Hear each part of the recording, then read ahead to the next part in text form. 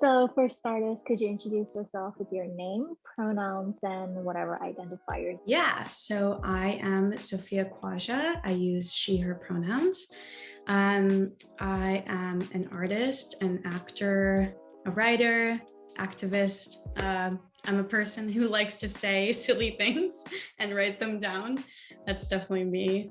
Um, that's I think the core of who I am. I love that. So if you don't mind sharing, how do you define your race and ethnicity or ethnicities? Yeah, so I am a South Asian person. I'm a South Asian American person. I'm also biracial. My mom is white and my dad is Pakistani. And, my dad's side of the family is originally from Mumbai, India. And during the partition, they immigrated to Pakistan, and then my dad grew up in Pakistan. So I identify with both being Pakistani and then Indian, because there's a lot of cultural connections there and a lot of crossovers. But I would say, yeah, I'm a mixed South Asian person. That's who I am. Cool. So I don't know how you would prefer me to phrase this, but what does being Asian and specifically South Asian or, even more specifically Pakistani and Indian mean to you? You know, it's interesting. I feel like for so many Asians, it takes different meanings throughout your life. For me, for sure, being Asian and being South Asian has held so many different meanings to me. Just as I've been on my journey, you know, living in America as an Asian person and living, like I'm from a small town in Illinois, and I grew up where there were very, very few South Asian people, very few Asian people, let alone anyone who was mixed and Asian. So, I think for me, the start of my life and like how I identified being South Asian, I always felt strongly connected to my culture and always felt like it was mine. But taking up space in that way has always, for a while, it was very difficult for me. But now it's definitely so much a source of my strength and my pride. And yeah, it's just come to mean so many different things as I've been on my journey to unlearning and relearning a lot of things. But yeah. Could you go more into detail about what you mean by that learning to take up space? How did you manage that and sort of what do you think of in grounding yourself? Yeah, I think for me, learning to take up space, being mixed is a really interesting thing. And I think even more so, the layer of being a mixed Asian person is a very specific experience, because I don't think it's talked about much and it's not represented in the mainstream media. And, growing up, I didn't see anyone in TV or film who looked like me, or really anyone that I could relate to. And I think for a while in my life, there's this thing that every mixed person goes through, maybe some more than others. And everyone's experience can be so different. But for me, you constantly feel a sense of being an imposter, and that you don't have the right to say, for me, I am South Asian. This is my culture. This is who I am. It's funny how much people, part of learning to take up space as well has to do with how others perceive you. And it can be a very interesting thing when you are one race or one ethnicity and others perceive you a different way. So then you're constantly being told, oh, but you look like this, or I think I perceive you this way. And so like, oh, but I am this thing. So how do I marry those two things of perception and then who I actually am? And so I think that's been the thing for me, of like learning to take up space as like, yes, I am a mixed person, but that doesn't make me any less South Asian than anyone else. And I know my own truth, I know who I am, and I know it's true to me. And that doesn't make me an imposter at all, for sure. I think that's so beautiful. Thank you for sharing all that. You Yeah. mentioned representation in the media, reflection of yourself. And earlier you described yourself as an actor and artist. So how do you envision a reimagined arts and entertainment slash media industry? Yeah. Well, you know, I have so many visions for it, and it's such a complicated thing to re-envision, and it's happening right now, I think. But for me, like I said, like representation isn't and still is struggling to match and reflect society as a whole. Even if you break it down, the experiences of people of color, everybody's experience is different, and what representation they see or how they move through the world. And so I think in reimagining the arts industry and entertainment industry, it's like starting to realize that things are not equal at the moment.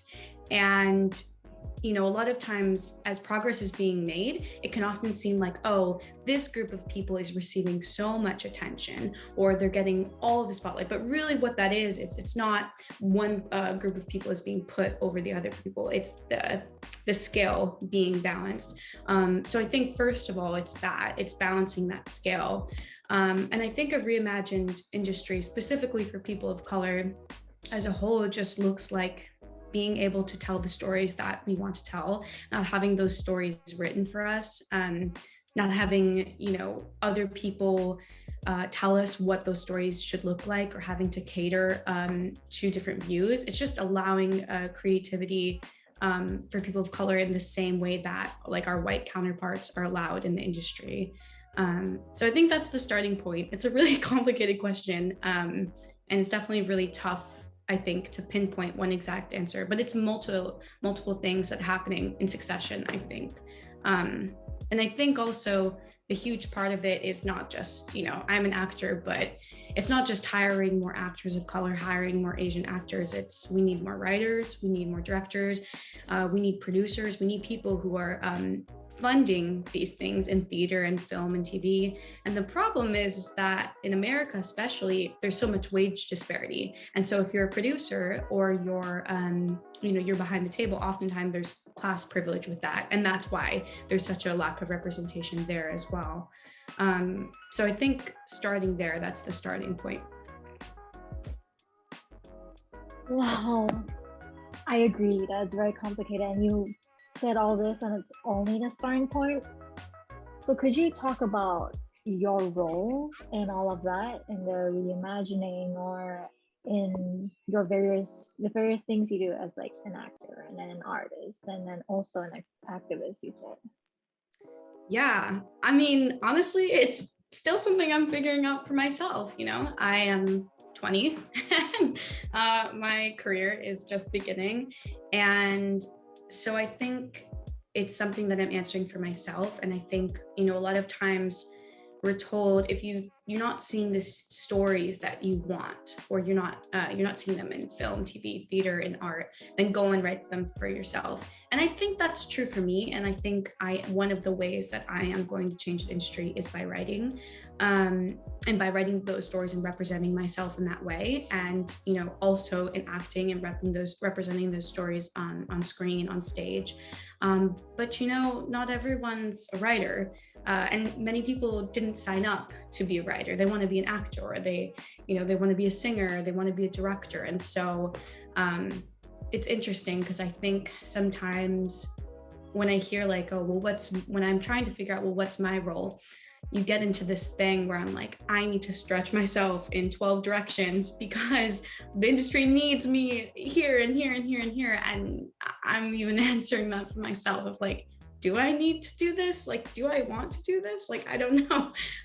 But I'm just so desperate and so passionate and hungry to create that change that I think it looks, all the ways that I'm going to be a part of it looks very differently. And it's still, you know, it changes, I think, as you go through your career and you get older and start to figure more things out. So can you talk specifically about ZAPI artists? How did you get involved and why? Yeah, so as we've talked about in some of our previous podcasts, ZAPI Artists was originally created by Cindy and Christine, and the idea came about because they wanted to produce Asian productions, and then it was also a response to what API allyship looks like for other communities of color, specifically the Black community, especially in the increased visibility for Black Lives Matter.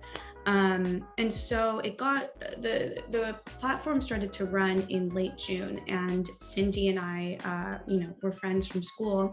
And I remember when the account got first created, it was like a few days in, and I was loving the posts, and it was something that really spoke to me and the work that I wanted to be doing.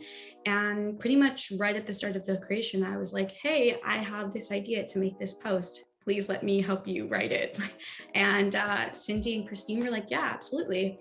And basically the rest was history. Everything that ZAPI has become so far, the three of us created that, and then things have changed and people have come and more people have joined, people have left, and so that was pretty much how everything started. It was really just me wanting to collaborate, and then I became full-time almost immediately, and then started to run the platform as well. Now let's talk about you. And of course I've asked other podcast guests these, but what matters to you? I really want to know. Well, a lot of things matter to me. Do you mean in like my work, in ZAPI stuff, or can you expand a little bit on that? Yeah, I phrased it kind of vaguely intentionally so that it's like either whatever's the first thing that comes to mind, or whatever that you never really got to share about because maybe you've existed mostly in spaces where you have to be a person of color or this identity or that. Yeah. Well, honestly, it sounds very simple, but what matters to me is truth. And what matters to me is authenticity, and the balance between finding joy in art and also finding pain for me has been something that I've really come to kind of churn over and like value. I guess to expand on that, it's like this idea, at least when I'm hearing, being in the industry, is like, do I want my stories, the stories for Asians, for South Asians, do I want that to be representative of pain, of trauma that we experience it in a multitude of ways, beyond even just racism? I mean, generational trauma, violence, war, all these things, religion.